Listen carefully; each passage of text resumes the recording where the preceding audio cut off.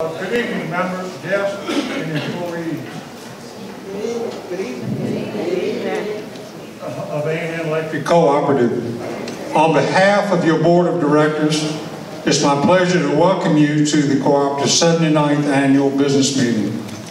I'm Addison W. Nottingham, Chairman of the Board and your Director from District 3. Along with my fellow directors at A&EC leadership team, we thank you for taking the time with us this year. At this time, I call the 2019 Annual Business Meeting to order and ask Mr. Robert L. Knott, Secretary-Treasurer and your Director from District 1, to offer our invocation and memorial of silence. And thank you very much. Would you bow your heads with me, please, tonight for prayer? Heavenly Father, we want to begin by saying thank you. Lord, we thank you because if it had not been for you, God, we wouldn't be here tonight. And Lord, as we sit here tonight, we ask that you look over us, you watch us, you protect us, and Lord, be with us. In fact, God, we ask that your Spirit would lead and guide us tonight. And then, Lord, bless the membership. Bless the employees of the Cooperative, Father. Bless now all around, Father, and we give you all the praise and all the glory tonight. Teach us, God, to love like you love, Father. Teach us, Lord, to be like you are tonight. God, we thank you for every visitor tonight. We thank you for highway mercies, Father. We thank you, God, for your greatness. We thank you, Father, because without you, Father, we can do nothing. So, Lord, tonight, we want you to know that this is another annual meeting. And, Father, we thank you for bringing us this far. Now, Lord, bless your name. All glory, God, belongs to you. And, Lord, we thank you. In Jesus' name, we do pray. Amen.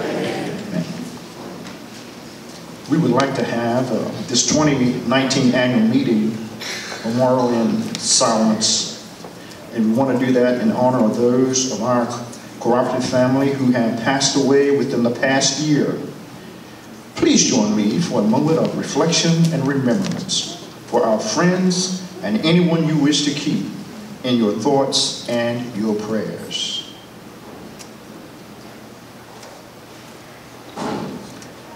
James Jim Martle, 2017 retiree of A&N Electric Cooperative. Please join me, again I say, in a brief moment of silence. Thank you.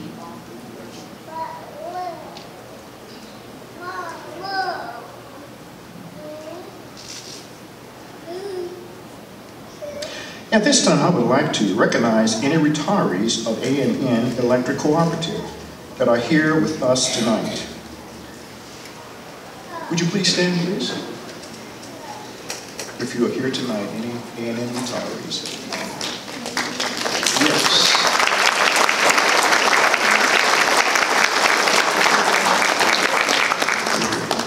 Before the playing of the national anthem, I would like to acknowledge any active duty reservists and retired military that we have with us tonight.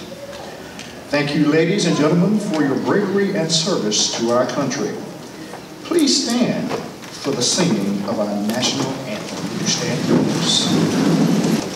Oh, say, can you see by the dawn's early light what so proudly we hailed at the twilight's last gleaming, whose broad stars and bright stars through the perilous fight o'er the ramparts we watched were together.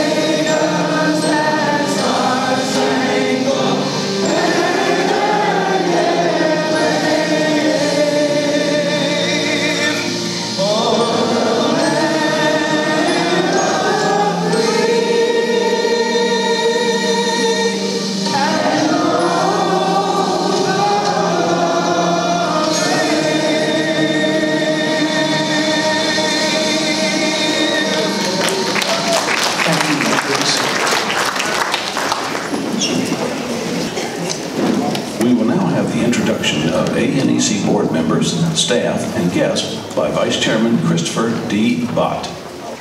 Good evening. I appreciate this opportunity to introduce your Board of Directors. Chairman of the Board, Addison W. Nottingham Jr., District 3. Vice Chairman of the Board, myself, Christopher D. Bott, District 1. Secretary Treasurer, Robert L. Knock, District 1. James N. Belote III, District 2. Ralph W. Dodd, District 4. E. Garrison Drummond, District 2. R. Wayne Browning, District 3. Edward V. Parks Jr., District 1. Penny P. Holland, District 4. Henry P. Custis Jr., our attorney.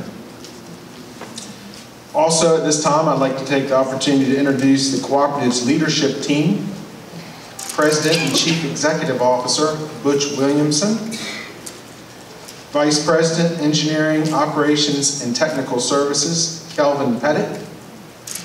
Vice President of Corporate Services, Penny Fowler. Vice President, Human Resources and Employee Development, Roger Blizzard. And the Executive Assistant, Janelle Dawkins. We also have some invited guests with us here this evening, and I'd like to take this opportunity to introduce them as well. The Deputy from the Accomack County Sheriff's Department. From the Virginia, Maryland, Delaware Association of Electrical Cooperatives, we have Sam Broomberg, the Association Counsel. Laura Emery, the Field Editor. We also have some people from the Old Dominion Electrical Cooperative.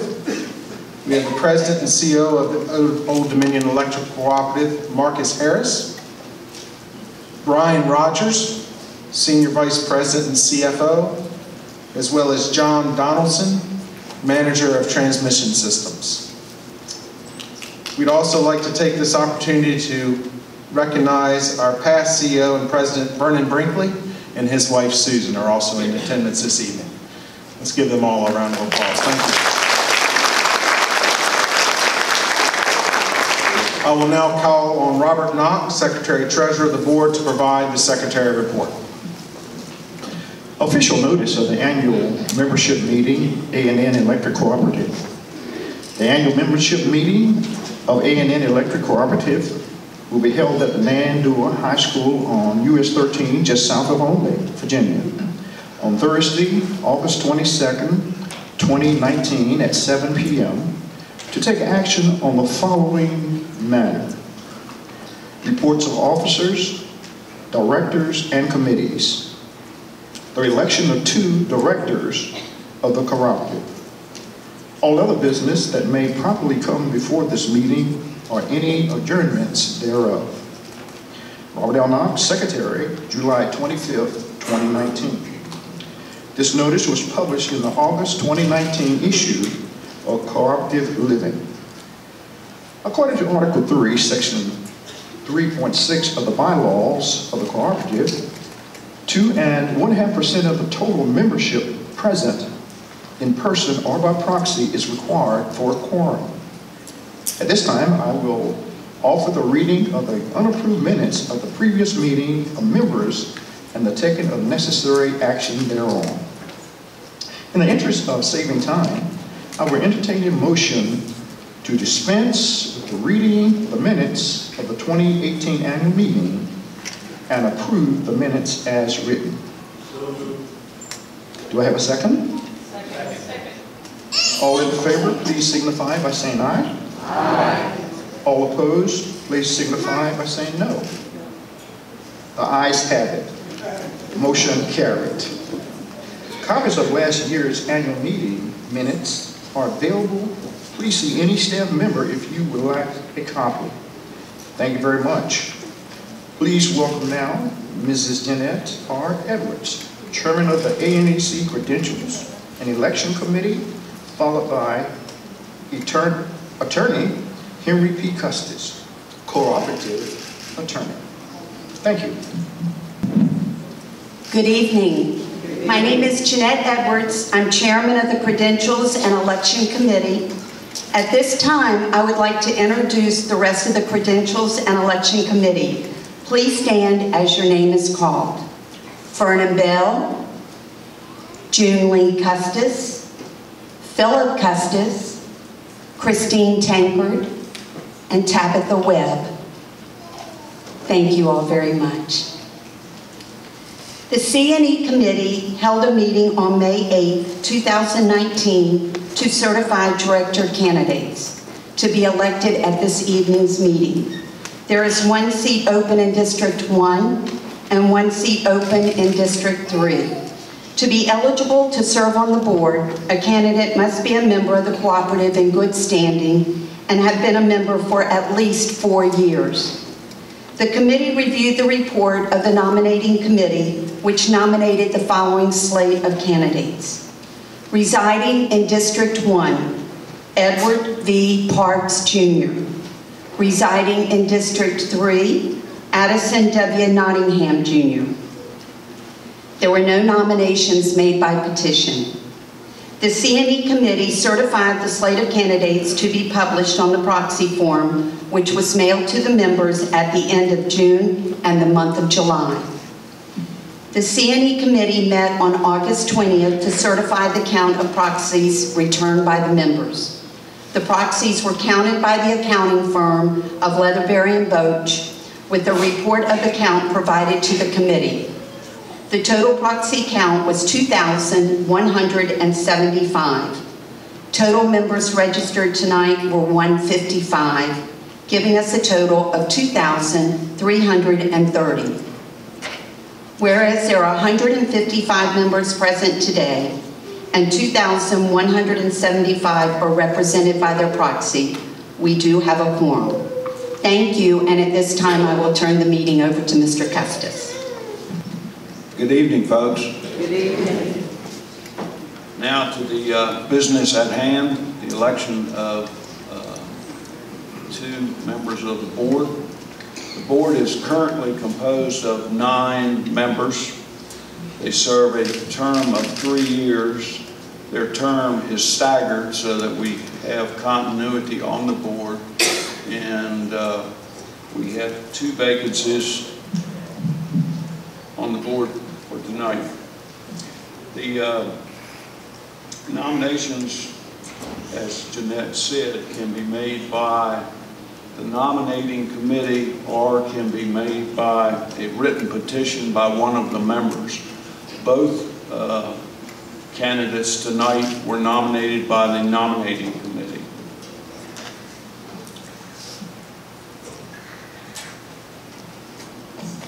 The candidates are Edward V. Parks of District 1, who lives out in the middle of the Chesapeake Bay on Tangier Island, and Addison W. Nottingham, Jr., who is from District 3. Both of these candidates have been certified by the C&E Committee, and both of the candidates have agreed to serve if elected. The C&E Committee, as Jeanette indicated, is appointed to oversee the election, the balloting, and the tally process.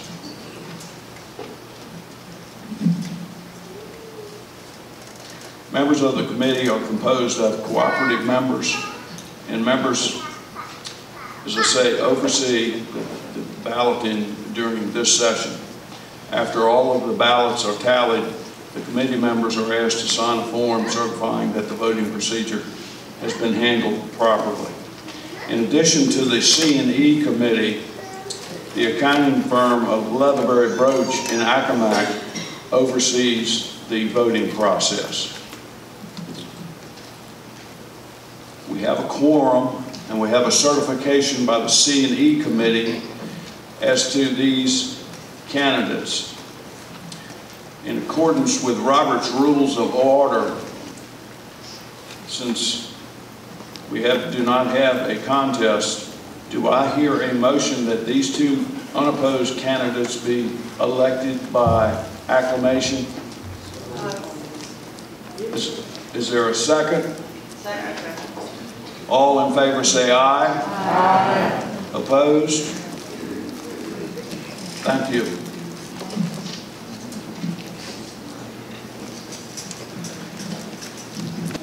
I would like to take this opportunity to thank the board for the hard work, leadership, and support this year.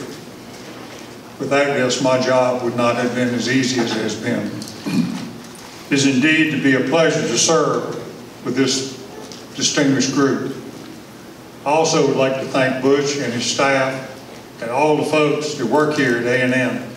They are truly a great workforce and fine folks.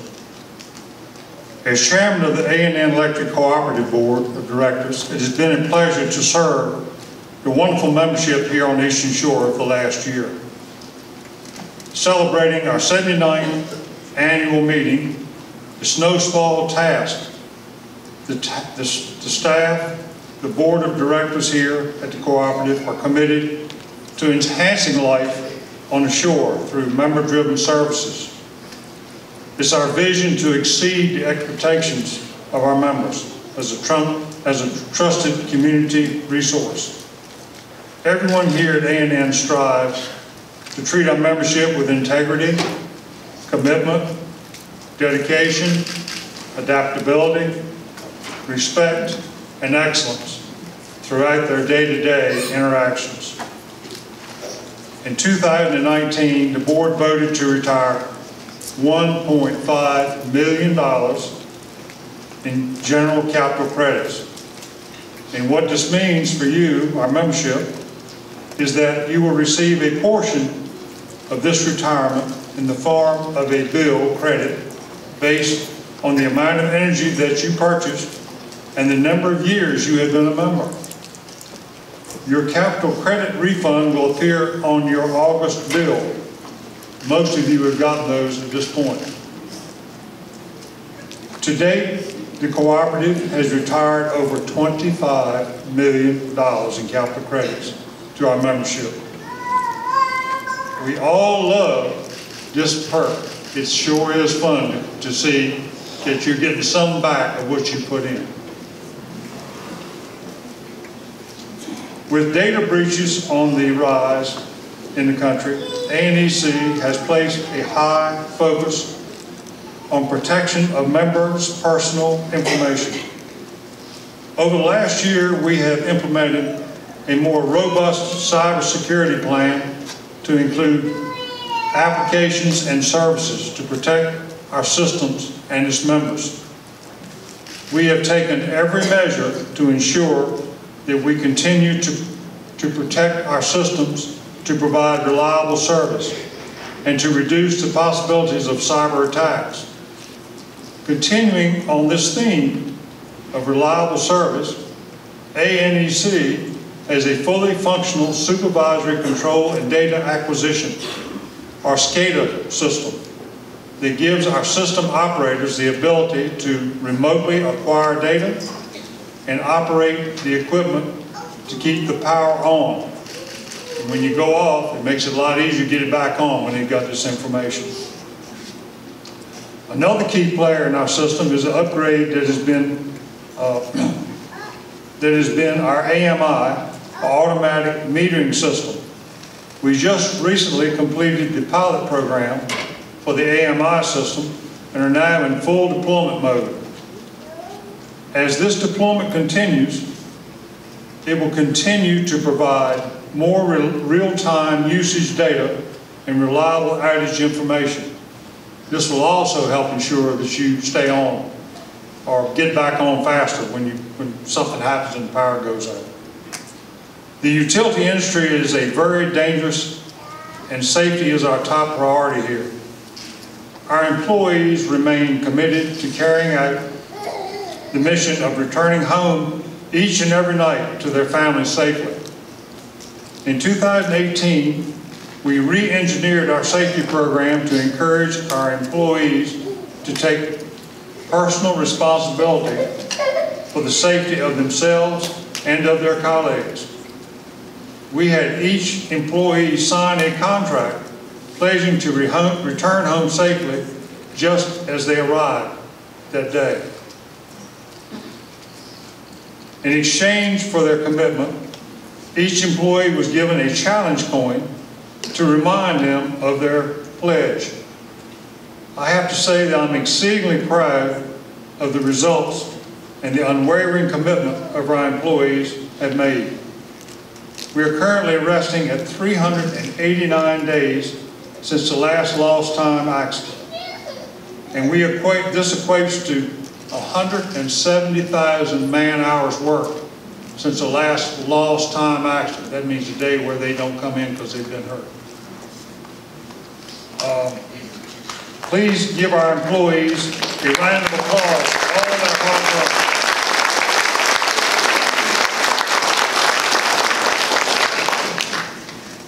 I can't say enough good things about our employees or talk about our employees enough and the care and concern they have for our members. Over the last year, our employees of A&EC have joined together to form a nonprofit, Lighting the Way. Lighting the Way strives to support and enrich local causes impacting our membership through monetary donations and voluntary efforts. Our employees have made a conscious effort to raise money and to find opportunities to help out our community. All hours contributed to the administration, all hours are contributed to the administration of the organization are 100% volunteer. Let's acknowledge these hard-working employees of A&EC for upholding the 7th cooperative principle, concern for community, by giving them a round of applause. Thank you to all you do.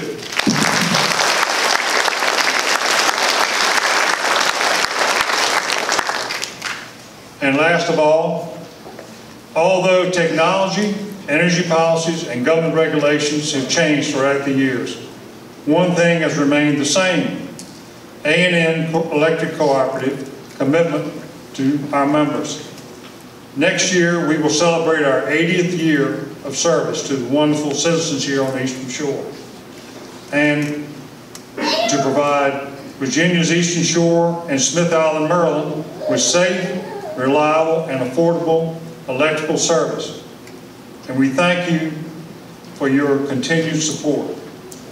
We will now have our Treasurer's Report by Mr. Robert L. Knox, followed by our President's Report from Mr. Butch Williams. Thank you. Thank you, Ed. 2018 Treasurer's Report for 2019 Annual Meeting. This is the 2018 A&N Cooperative Treasurer's Report. Revenue in 2018 was $79.3 million, about $9.3 million more than the previous year. Since it is dependent on several factors, revenue can increase or decrease in any given year. The majority of the time, the difference is attributable to weather, which can cause members to use more or less energy. Other factors affecting revenue are the number of customers, along with surcharges and energy adjustments that are passed through from our power supplier, Old Dominion Electric Cooperative. Our total expenses in 2018 were $76.7 million. Expenses increased over the 2017 level, resulting in our total expenses being about $8 million more in 2018 than they were in 2017. Our cost of power in 2018 was $53 million, which represents 69% of our total expenses. Considerable effort is spent by your management team to control these costs. You can help in this effort by joining our Beat the Peak program and conserving energy during times of peak energy use. Revenue less expensive equals margins, sometimes referred to as profits. Total margins in 2018 were $5.2 million. These are comprised of operating margins of $3.5 million, which have been allocated proportionally to members based on total patronage, and non-operating margins of $1.7 million, which are retained by the cooperative as permanent equity. A general retirement of capital credits is based on the accumulated value of capital credits assigned to your account since you first became a member of the cooperative. Capital credits can be retired on a discounted basis to the estate of deceased members. In 2018, the cooperative returned $1.75 million to our neighbors through general and estate retirements of capital credits. As evidence of ownership of your cooperative, $25.3 million in capital credits have been returned to our customers since its formation in 1940. Equity represents our ownership in the company. At 2018 year-end, equity was 39.55%, which was an increase from 35.59% at 2017 year-end. A&N Electric Cooperative completed 2018 in a strong financial position. I will now turn the meeting over to Mr. Williamson. Thank you, Mr. Knock, and good evening, everyone. I'm just a few remarks here just to try to make them quick, and I know I'll be repeating a couple things tonight because I am sure proud of the co-op and of a lot of our employees. So as Mr. Nottingham and Mr. Knock updated you on the financials and some other things in 2018, I just want to mention a few things about your cooperative. Again, I can't say enough, and it takes a lot of people working together with many different skill sets to maintain our electric grid here on the Eastern Shore. We continue to face many challenges to make sure you receive reliable, responsive, and efficient service, which allows us to work and play in one of the most beautiful communities within the Delmarva region. And no matter if you're born here or you come here, I think you all agree this is a special place. We know your expectations here, and that's reliable service at affordable price. We know that. We continue to utilize our technology, which provides our personnel better information for quicker outage recovery. We integrate our technical systems to provide efficiency and better accuracy for planning and response. And one example that we shared with you tonight is upgrading our AMI structure, our advanced metering information. That's going to open up a lot of other things that we can do for you and give you a lot of information that you can do for yourself on your energy costs. The project is scheduled to be completed by second quarter of 2020. And as I said, it's going to enhance our billing, your billing options and member services and help us with quicker restorations and looking at other things. Our right-of-way program, as you all know, are the trees and stuff that's out there around our power lines. We continue to address the perpetual task of managing these trees and the growth near our lines that typically cause issues with blinks and outages. We've continued to maintain several hundred miles of right-of-way each year, and that spans over a total of 2,400 miles of our total system in 18 substations. That's a never-ending mission, as you know, with growth and everything, when we try to do our best to work around those things. As I mentioned, you heard me mention in the past, on the shore we have little to no growth, and that trend is in the form of new connections and memberships. And even in 2018, it remains a concern for our organization. However, that provides us a stronger focus on our system improvements, offering better reliability throughout our service area. As I said, affordability is very important to you and is also a critical measure of success for your cooperative. We're always looking for opportunities to do more with less while keeping a keen eye on not impacting our service to you. As mentioned in previous years, we're always looking to create value-added services that can help you manage your energy needs, enhance reliability, and provide peace of mind for your lifestyles. An enhancement that we're rolling out this year for our Surge Guard program will be piloted during the next 12 months with some of you to make sure it meets your needs and our standards. And once that pilot is over with and the results are satisfactory, we'll roll it out to the remaining membership. We also ask that we continue the efforts on our Beat the Peak program. As you know, the Beat the Peak is a voluntary program which notifies you that we're projecting high demand use and costs during certain times of the day. Reducing this energy, your energy use during these designated times, helps overall the co-op to lower its price, which in turn benefits all of our members. Again, Tonight we have representatives from A&N Electric Co-op, our friends from Richmond, and their staff. And I'd like to thank all of them for their support, especially Marcus Harris, who's going to be speaking with you in just a few minutes. Marcus and ODEC, which we formally call it here, there's a lot of acronyms in our community, but A&N Electric Co-op, we say ODEC all the time, continues to take the lead role in looking forward to our efforts in the power supply world.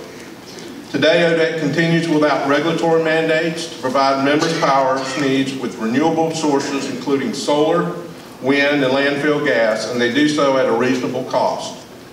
ODEC's mission is to provide us with stable wholesale power that strikes an appropriate balance between environmental concerns and cost. I am sure Marcus will share some of this with you briefly with his update, and he will be available for questions along with me a little bit later in the program. A&N, as you may know, is one of at least 3 co-ops in the state that offer a solar energy subscription program called Cooperative Sunshare. Now, each one of you as a residential member, you can add solar as a choice of electric service supply. You can choose as little or as much as you want to cover your calculated usage. The Sunshare solar projects are actually located here, right here on Eastern Shore near Eastfield. There's a huge solar farm down there. Last year, we filed a rate adjustment to help us stabilize our annual revenue from the needed volumetric charge, and we converted most of that to a fixed monthly charge. The rate adjustment was the first increase since 1991.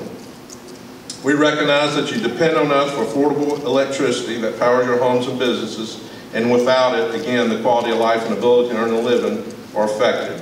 But we're committed to keeping your electricity affordable and maintain your trust and confidence.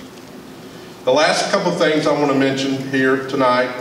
First off, I'd like to thank the board of directors here for their capable leadership and thinking about sound strategic direction that always put you and your needs first.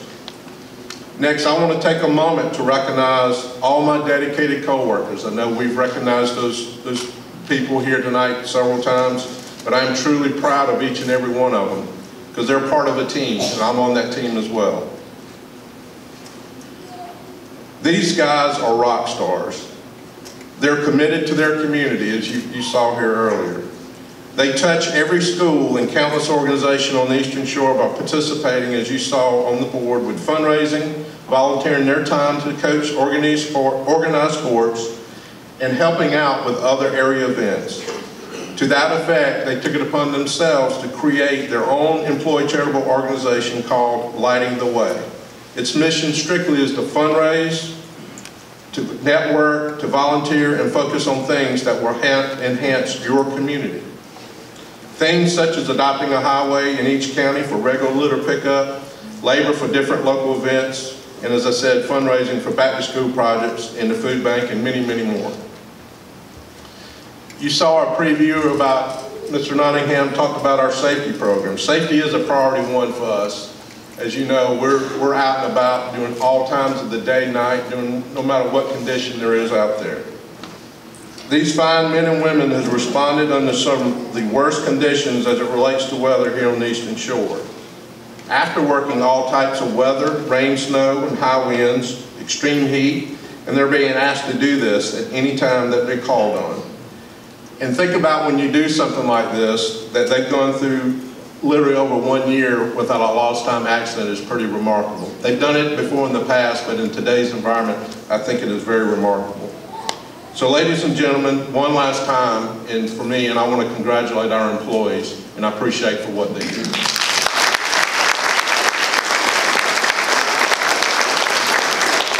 Finally, just a quick note, the strength behind me, as in with anybody in here probably is your family, and my family is no different here, and my wife is here with me tonight. I want to give my wife a special thanks, Cheryl, my son that couldn't be here tonight, my daughter, Bryson and Caroline. They are so understanding about my dedication to the cooperative and the responsibilities that I have as it relates to the needs of the Eastern Shore, and I do appreciate it. Thank you, Cheryl. So lastly, I thank you for your kind attention, and tonight I wish you safe travels as you go home, but mostly I thank you for the opportunity to serve you, the owners of A&N, and I appreciate everything that y'all come by being here tonight. And now I'll turn it back over to Mr. Nottingham, and he'll present you a Members Helping Members update. Thank you.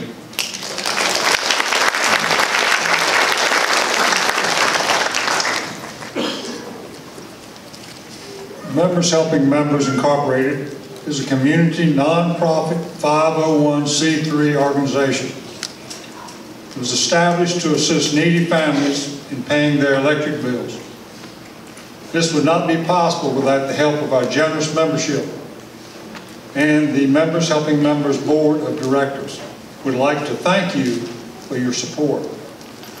Please take a look at this video that further explains the benefits of this program. Members Helping Members is a way that people can help each other pay electric bills. It helps people who come upon hard times that they could not have predicted, such as getting laid off or a car accident, so that they suddenly have car repair bills that they had not counted on, any kind of unexpected expenses that interfere with them being able to pay their regular bills. The Members Helping Members can step into the gap and help people so that they can fix their car and be warm in the winter. Social Services takes the applications and processes them and approves who falls into the guidelines to be appropriate to receive the Members Helping Members funds. And we try to help get the word out that the fund exists so that people can come in and apply. And we have had people come in who've been laid off, sometimes just temporarily, so they just need some assistance to get through until their job can take them back. Sometimes they get laid off and it takes them a little while to find another job. And during that time period, of course, whatever limited resources they have or whatever limited savings they have gets exhausted, because not only do they have the electric bill, but they have to pay for rent and food and everything else. I think it's a great way to help that doesn't, especially for those folks who are doing, for example, the roundup on their bill. That is a great way that's only going to cost someone a few pennies and they're not even going to notice it. And it's a great way to help because those few pennies add up and give a significant fund for us to help folks who do run on hard times. Or it could be actually someone who's actually done the roundup that may need the help. So you may be getting that money back if you're in that position. So I think it's a great idea. Since 2009, over $330,000 have been applied to electric bills through Members Helping Members. 2,200 members are contributing more than $2,800 monthly in amounts ranging from under $1 with our roundup option to as much as $10. Currently, less than 10% of our membership helps support this program. If you would like to assist in funding this program, you can do so by authorizing A&N Electric Cooperative to collect a specified tax-deductible amount monthly on your electric service bill. Thank you for all that you give to help the people who need this program.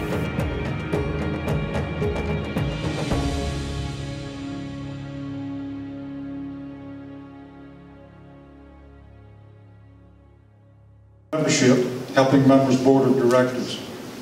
Please stand when your name is called. Addison Nottingham, Edward Parks, Kay Lewis, Odell Collins, Bruce Holland, Phil Snyder, Joseph Hopkins, and Joe Andy Dewar. I'd like to thank you for helping with Members Helping Members.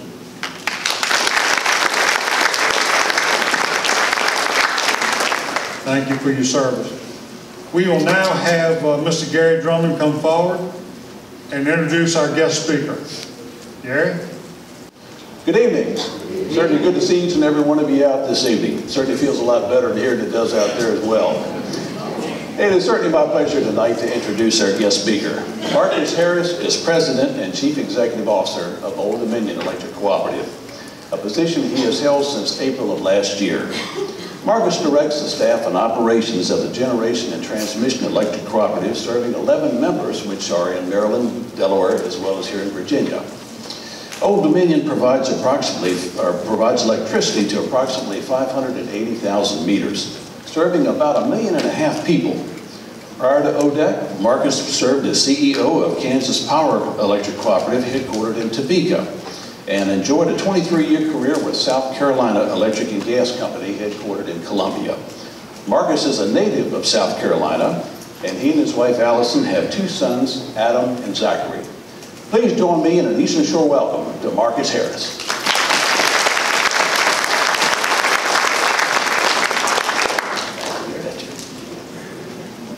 Good evening, folks. As Gary mentioned, I am from Old Dominion Electric Cooperative, your generation transmission cooperative, so we are the power supplier, essentially, to A&N Electric Cooperative. So if you look at I want to kind of give you an overall picture of what we do, and then I'm going to tell you about some exciting things we have going on in our power supply related primarily to renewable energy. This is a picture of the folks we serve. So we serve co-op here at A&N, we serve 2 other co-ops on the Eastern Shore, and then we serve a number of co-ops across the mainland parts of Virginia.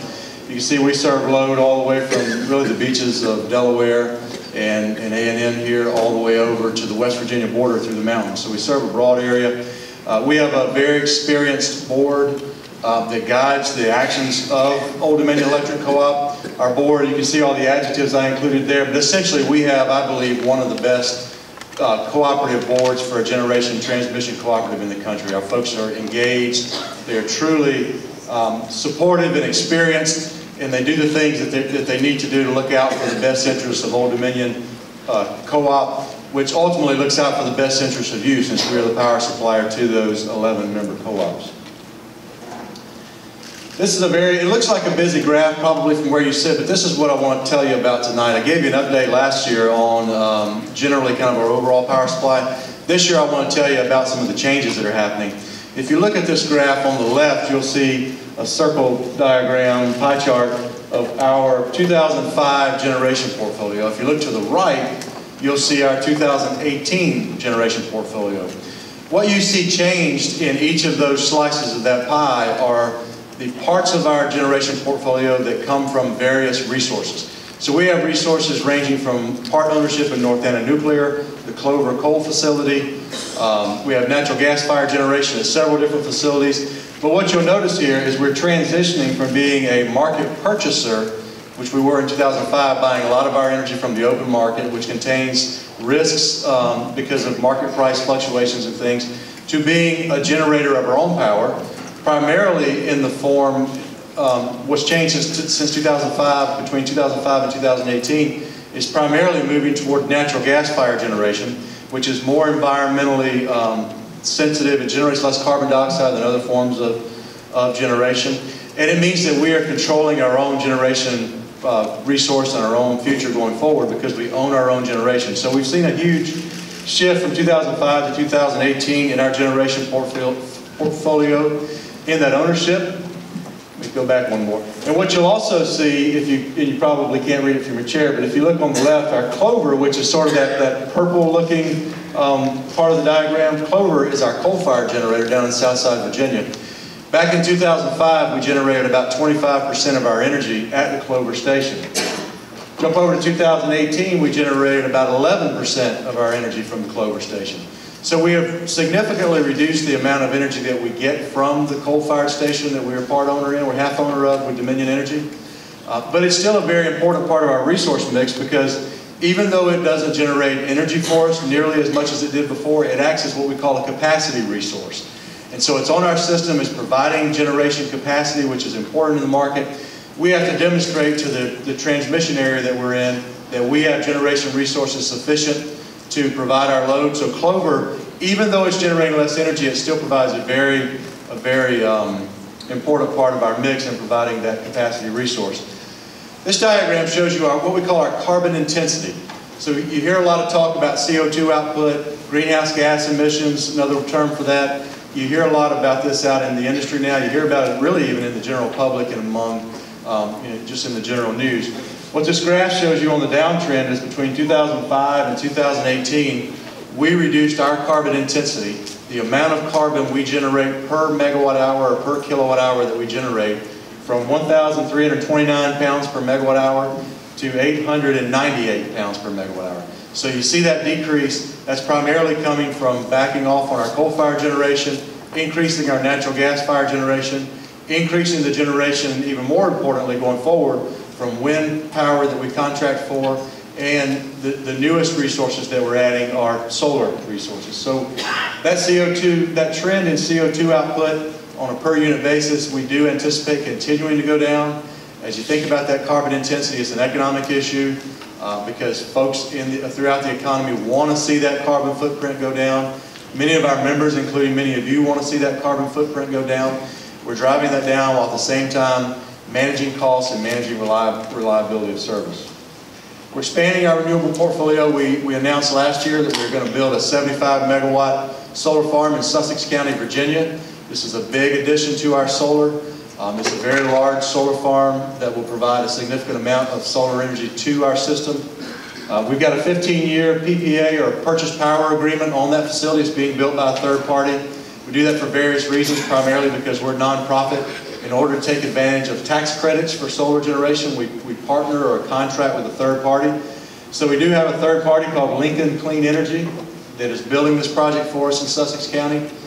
We're excited about it because, again, it's going to add that renewable generation to our mix. We're considering adding battery storage to that. So just like you have a battery in your phone, probably a lithium-ion battery that you rely on every day as you walk around with your phone, there are batteries of that same type or similar type, but much, much larger that we can add in the electric grid. Those batteries do various things. We've talked about solar for a long time. Batteries and battery storage is a new component of the electric grid, again, done on a much larger scale, but very important part of that. So we're looking at adding battery storage to that solar farm here over the next couple of years. We expect this project to be online in 2022. And again, it's very much an integral part of what we're doing. It's part of that carbon dioxide reduction that we're looking to do in our generation fleet. The pricing for this solar farm that we're building is very good. When you build a solar farm of that scale, you get much better pricing simply because you're adding a lot of solar in one space. Much more economic to do solar in a manner like this on many hundreds of acres versus doing a rooftop solar project, for instance, simply because of the scale. We've also launched a distributed solar program. So we recognize that our members across the 9 members we serve in Virginia and 1 we serve in Maryland, 1 in Delaware, the 11 members total. The 11 members want to see us doing distributed solar. So they want to see us do smaller solar projects throughout the areas. So we launched a project over the last several months with our partner. We're a co-op of co-ops. We are also a member of another co-op called the National Renewable Cooperative Organization, or NRCO. We've partnered with NRCO to find another partner to build distributed solar projects for us. So you kind of see where I'm headed here. It's this whole idea of finding the right partners, the right cooperative organizations to do work with us. Ultimately, we chose a company called EDF Renewables to be our partner for distributed solar.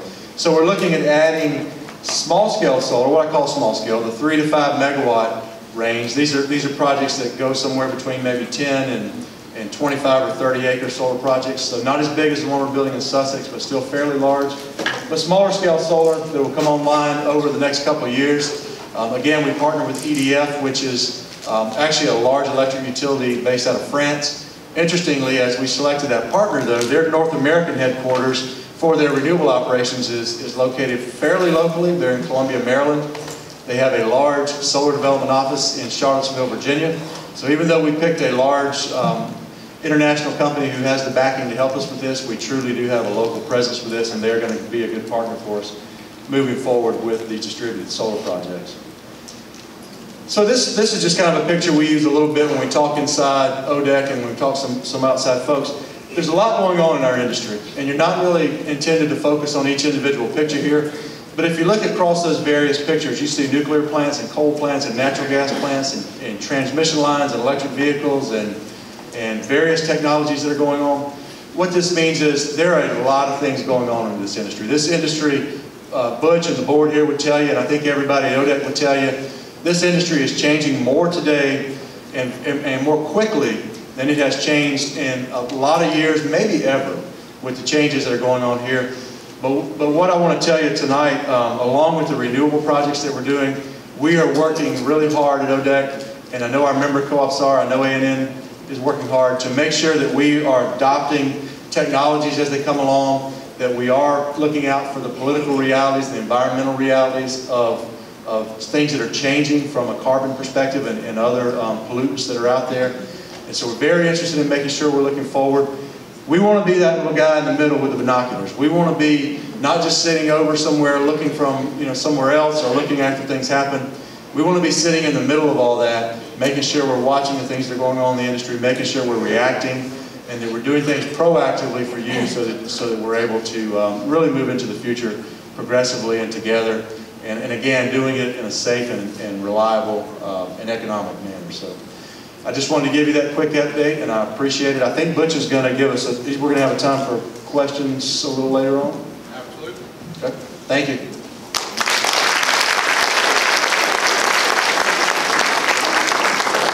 Good evening. It is my pleasure to introduce this year's Youth Tour students and ask that you please hold your applause until all of the students have been recognized. From Arcadia High School, Robbie Sterling. From Nandua High School, McKaylee Parks. From Northampton High School, Wynn Neville. From Broadwater Academy, Alexa Cobb. And from Tangier Combined School, Matthew Parks. Let's recognize these great students.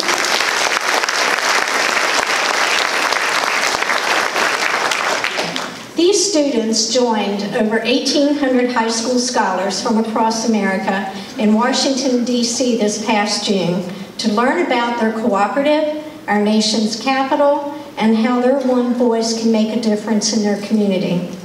Please enjoy this video highlighting the week in D.C. from the voices of these exceptional students and our future leaders.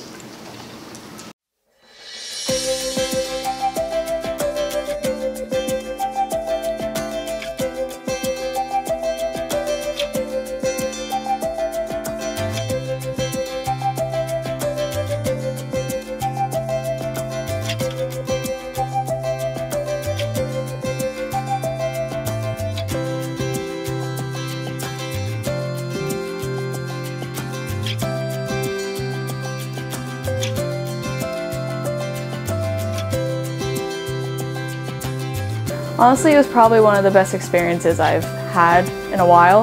It was a lot of fun, and I got to meet a lot of really nice people. I loved it. It was a great week. It was very cool. I got to see some things I haven't seen in DC before. One of the best trips I've ever been on. Oh, the River Brokers was fun. Man, we were all getting down and dancing. That was really fun. There was a lot of people there. That was probably my favorite thing to go to. I wouldn't consider myself a very social person, and it kind of made me branch out. I mean, everybody really bonded on the first night.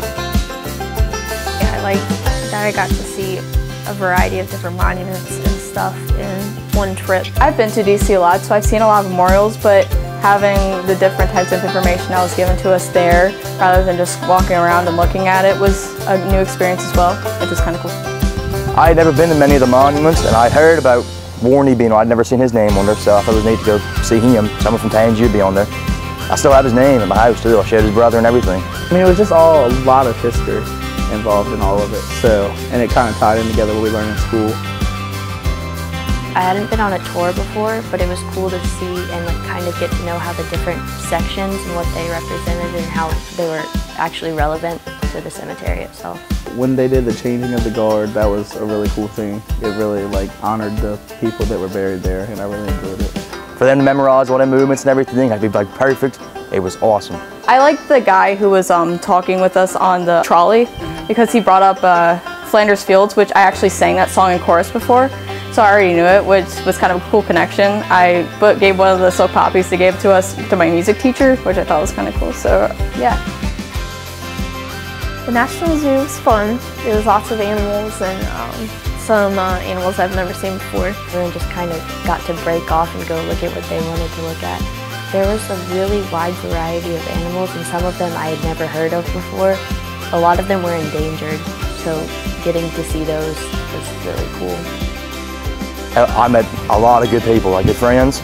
Like it was great, hang out with them the entire trip. I didn't know how well that would work, like meeting new people like for a week, but it turned out to be a very good time. We have a group chat and we all play Uno. They're from Virginia, but they're out west, so we all still keep in contact and play Uno every once in a while. The inspirational speaker was awesome. Like, you literally got chills when he brought out the bullet that was in him. He was one of the best speeches I've ever heard in my life.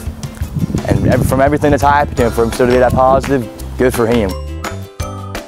Okay, I'm gonna be honest, I really didn't think that that was gonna be like one of the highlights. It was really pretty in there, and you could tell that it was kind of a formal place where people took it seriously. I'm not a very musical person. I didn't know how much I actually had a pretty good time watching it. It made me laugh a lot.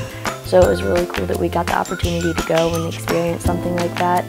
And the play was really good, it was funny, and I think everyone enjoyed that.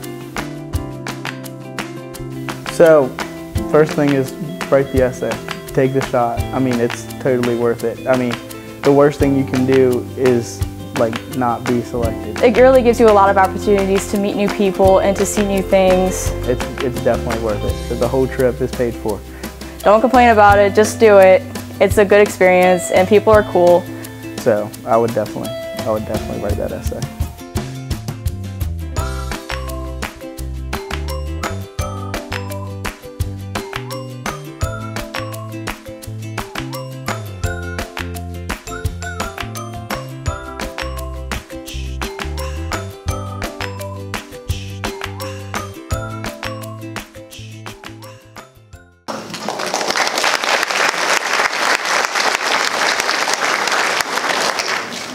Thank you, Patsy, Jay, and the 2019 Youth Tour students. Looks like they really had an awesome time. It'd be nice if all the children from East Detroit could go and do that, all of you. Now, is there any unfinished business? Hearing none. Is there any new business? I'm hearing none. I will now turn the meeting over to Mr. Butch Williamson to answer the questions that you've turned in on your cards. Thank you, Ed. I just want to bring up a couple other things, and then we got a couple of comments here, and we'll address. And if you have any other questions, I'll be glad to address them. I also have our staff available, and like I said, if it's something individually, we give us your name and number, and we'll work with you if it's on a personal level, and we'll definitely work with you. One of the things I failed to mention earlier today is Ed and a few others here, this is our 79th year as A&N. And we're here because there was parts on the Eastern Shore that did not have electricity. That's a fact. As you remember, during the Industrial Revolution, majority of electricity was built and served in the metropolitan areas of the industrial of the cities. So us in the rural area didn't have the opportunity to get electricity, so the co-ops were formed. Well, you would think that this is 2019 and there's places around the world that still does not have electricity. And I'm happy to tell you, and I'm proud of this, that A&N, along with other co-ops in the state of Virginia, are working with an international project down in Bolivia. A little rural area outside of Santa Cruz down there, and they'll be participating here in the next couple of weeks. Their total goal is to create a distribution facility line about 10 miles long, and to connect 42 homes. That's roughly 4 homes per mile. Most co-ops around the country, on average, serve 5 to 6 miles of line. We're fortunate here on the shore, we serve about 14 members per mile of line. But I'm proud that we're part of this. There's co-ops, we have representatives from A&N and other co-ops in Virginia and Maryland and Delaware that will be going here in just a week or so to construct this. And I think if you think about it, it puts in perspective. We have so many things to be thankful for here in the U.S., particularly when it comes to a lot of stuff that we deal with. But this is pretty amazing. This 2019, and there's still people in villages and areas around the world that don't have electricity. So I'm proud that we're doing that, and I just want to mention that to you.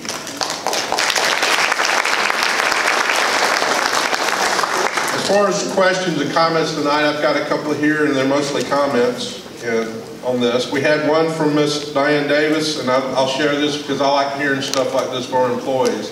And her comment was simple was, I appreciate all of the hard work that you all do when we have the power outages. Thank you so much, and may God bless you all. And as she says, I'm definitely proud of our personnel here, and we do the best we can to make sure that when your lights go out, we get it back on. But thank you for that comment.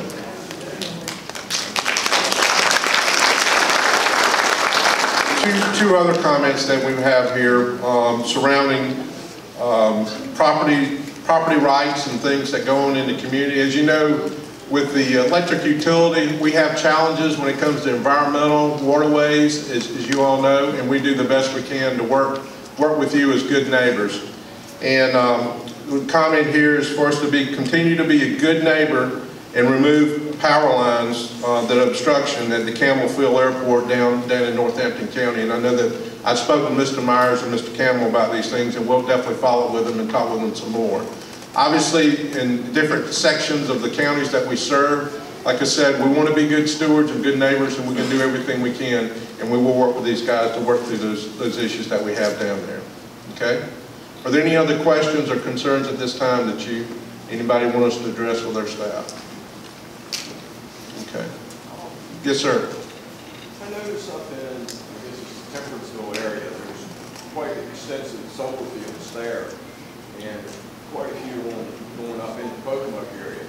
Are they any affiliation with ours, or where does that power go? Okay.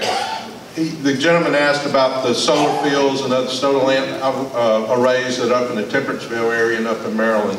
Maryland has different mandates than the state of Virginia, and that's the reason you see a lot of solar that's going in there.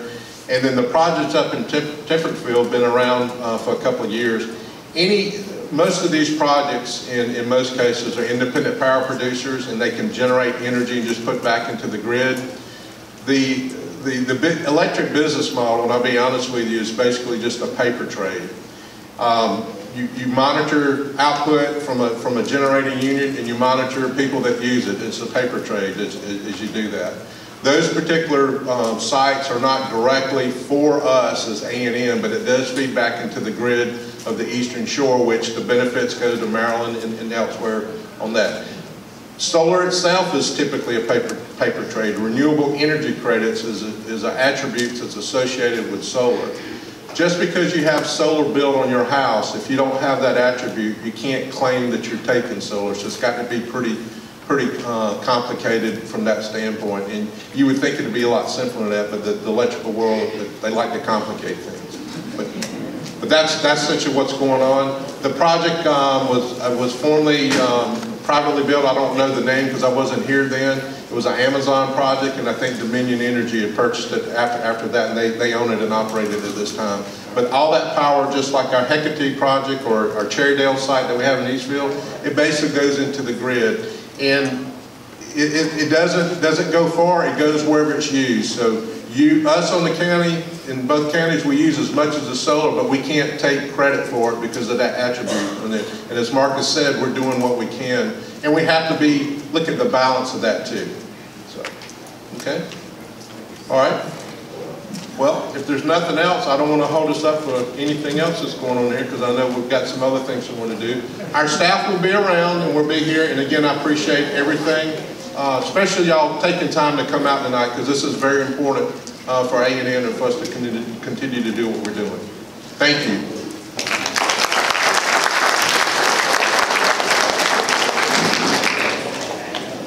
Thank you, Butch. I got maybe one, two little things I want to say. The employees here at the co-op, they're your neighbors and your friends. They live here and they really care about you and they're doing great work and you can depend on them. They're good folks and I'm proud of being associated with them. I'm proud to know them and I think we all should be.